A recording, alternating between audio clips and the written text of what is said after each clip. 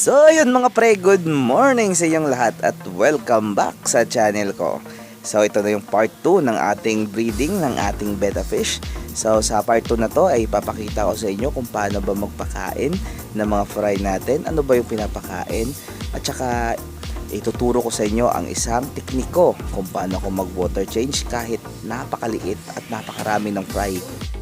At yun na mga pre, kung sa tingin nyo ay natutulungan kayo ng channel ko, so pakiclick naman po yung subscribe button tsaka yung notification bell para updated ka sa mga videong katulad dito. So tara mga pre, umpisa na natin ang video.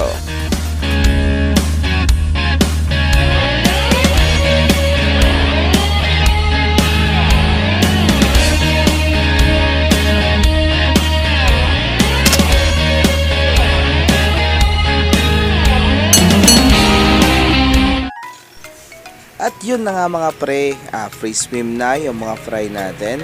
So pagkatapos mangitlog ng ating female, after 3 days ay na-hatch sila.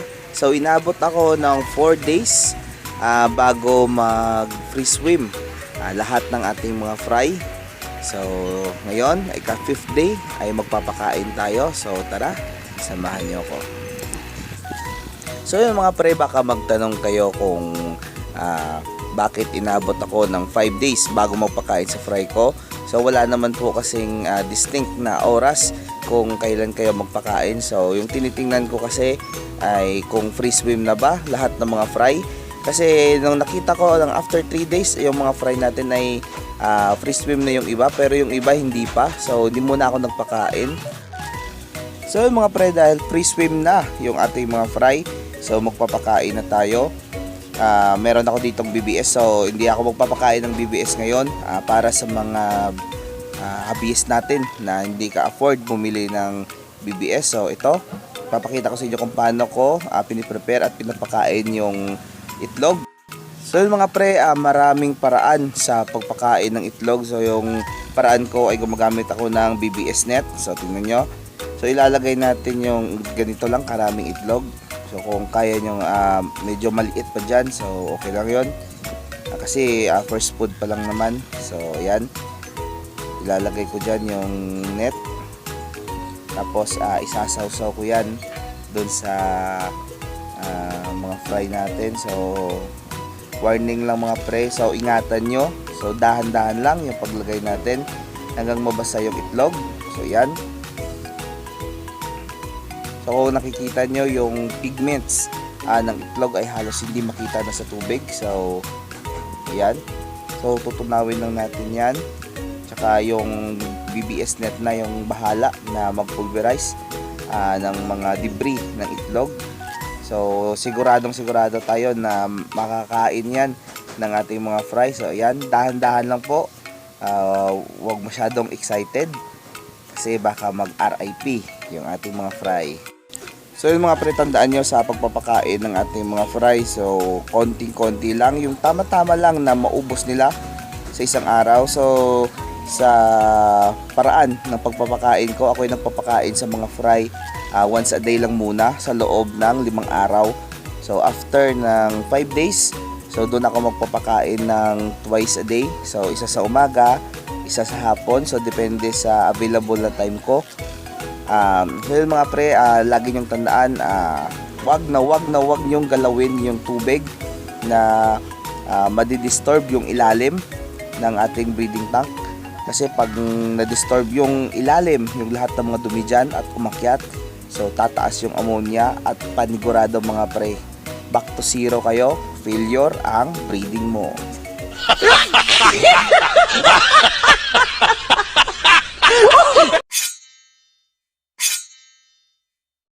So yung mga pre, meron tayo ditong mahiwagang mineral water. So yung mineral water ay binutasan ko. So nilagyan ko to ng air hose controller. So magsisilbing gripo niya. So kinuha ko yung takip ng air hose controller. Tsaka iginlo ko sa ilalim na part ng mineral water. So ito yung ginagamit ko na pang water change. So ilulublob ko lang yan. So makokontrol ko kung nasaan yung mga fry kasi nakahawak ko sa mineral water. So ilulublob lang natin. So yun mga pre, mas malalim, mas maganda. Maraming tubig ang makukuha nyo, pero at the same time kaya nyong iwasan yung mga fry na mahigop sa loob ng mineral water. So yun mga pre, gawin to ng paulit-ulit. Ilang beses gusto nyo para mabawasan yung tubig ng tank nyo. So kasi pagkatapos nito ay tuturuan ko kayo kung paano na naman i-refill yung tubig na nakuha nyo sa inyong breeding tank. So yung mga pre, sa pag water change o pag refill ng tubig na nakuha natin sa ating breeding tank, so wala tayong ibang gagawin o gagamitin. So yung mahiwagang mineral water pa rin yung gagamitin natin. So this time ibabalik natin yung takip na kanyang controller. So makokontrol natin kung gaano karaming tubig yung lalabas sa kanyang outlet. So ayan, tingnan nyo. So hinihinaan ko lang yung paglabas ng tubig para dahan-dahan yung pagpasok ng bagong tubig sa ating tank at saka hindi ma-water shock yung ating mga fry. So yun mga pre, gawin nyo yung proseso na to sa pag-water change ng inyong mga fry. Sa akin, sa side ko, ginagawa ko to everyday. So bago ako magpakain ng pagkain ng ating mga fry, so yun yung ginagawa ko. Kuha muna ako ng konting ng tubig, tapos refill ko yung tubig para bago lagi yung tubig ng mga fry. So mabilis yung paglaki nila at maiiwasan yung pag-develop ng bad bacteria sa loob ng inyong mga tank. So yun mga pre, yung tinuturo ko sa inyo na technique ay ito yung technique na kung saan gumagamit tayo ng itlog. Pero kapag gumagamit tayo ng BBS, so walang problema. Hindi lang natin damihan o i-overfeed ng BBS yung ating mga fry. So hindi naman madaling tumaas yung ammonia ng tubig kasi nga malinis naman talaga yung BBS. So yung technique na to ay applicable lamang sa itlog. Kapag magpapakain ka ng egg yolk sa inyong mga fry. So tingnan nyo mga pre, yung tubig ay gumagalaw. So unti-unting pumapasok yung bagong tubig sa ating tank. So maiiwasan nating magkasakit yung ating mga fry at mamimaintain natin kahit papano yung quality ng ating tubig. So yun mga pre, baka may magtanong sa inyo kung ilang araw bago natin matransfer sa grow out tank yung ating mga fry.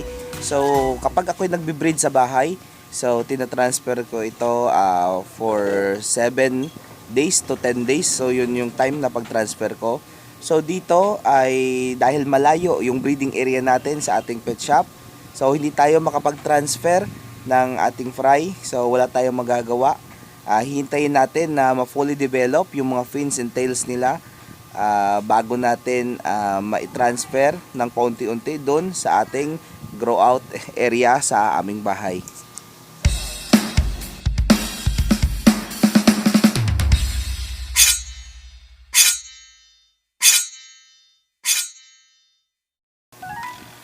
So yun mga pre, bago kayo turuan ng ikalawang technique sa pagkuha ng mga dumi dito sa tank. So maiba naman tayo, yung mga na-build up na dumi sa bed o sa ilalim ng ating breeding tank ay medyo kumapal na. So tuturuan ko kayo kung ano ang mga materyales na gagamitin natin o ano yung gagawin nyo para mahigop yon na hindi nadidisturbo yung mga fry at hindi sila nasa sanction.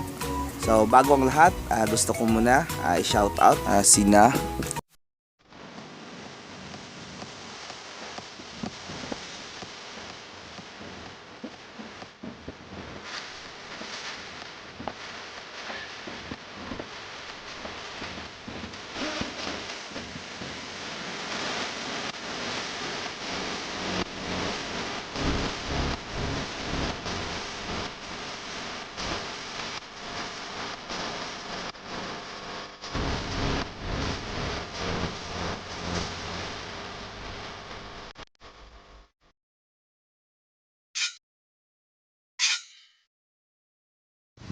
So yun mga pre, kung pamilyar kayo nito, so mabibili ito sa mga butika, yung ginagamit na pang injection. So kung pamilyar kayo nito, so pwede nyo itong gamitin. So magdi-DIY tayo ngayon. So gagamit tayo ng air hose. So ayan, yung air hose ay ikakabit lang natin dyan sa dulo. So kasyang-kasya yan mga pre, huwag kayong mag-alala. Then yung air hose ay nilagyan ko lang ng stick. Yung stick ay magpapatibay ng air hose natin at magsisilbi ding hawakan at guide kung saan natin itututok yung air hose para makuha yung mga dumi na namumuo sa ating mga tank. So mga pre, paalala ulit sa pagsanction ng dumi. So dahan-dahan lang yung paglublob ng ating air hose tsaka yung pag-angat nito. So dahan-dahanin nyo lang. So piliin nyo lang yung mga malalaking debris na pwede nyo makuha sa inyong mga tank. So hayaan nyo na yung mga pulverize o yung mga natirang dumi. As long as nag-water change lang kayo kahit papano, ay sigurado ako na hindi mamamatay yung mga fry nyo at mamimaintain nyo yung quality ng inyong tubig. So ayan mga pre, nakita nyo. So ito, nakikita nyo ba yung mga dumi nasa air hose natin. So pwede nyo nang itapon yan. So kapag natapos na kayo ay okay na yan.